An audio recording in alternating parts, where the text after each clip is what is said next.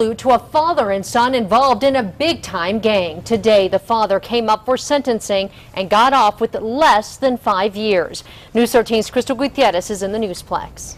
Jessica, father and son, Jerry Padilla Jr. and Jerry III were both charged with the bust. Today, the judge pointed out that the initial recommended sentence for Jerry Jr. was around 15 years, so he questioned why the U.S. attorney agreed to the plea deal. FBI agents said it was a major bust. A father and son charged after nearly $500,000 and drugs were found buried in the backyard of a South Valley home. More drugs found inside a South Valley business. Back then, agents said both father and son were linked to the properties, adding that what they found could dismantle the notorious South Valley gang Los Padillas.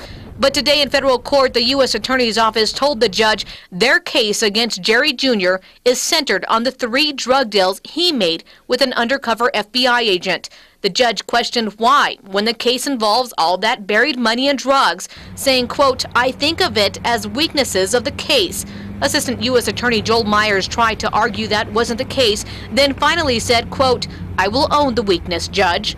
The weakness, the feds could not tie the drug money and excessive amount of drugs found in the backyard to Jerry Jr. That property belonged to him and his son, Jerry III, who was also charged in the case. Still, today in court, Jerry Jr. was sentenced as any other drug trafficker and not the leader of a major drug organization. And even after all of that, the U.S. Attorney's Office reminded the judge that Jerry Jr. is one of 3 generations of crime. They say his father is a convicted drug dealer and his 2 sons are locked up on drug charges, too. Back to you. All right, thank you, Crystal. Padilla son Jerry III will be sentenced on Friday. As part of his plea deal, he's facing less than 4 years in prison. The explosive leftovers of an artist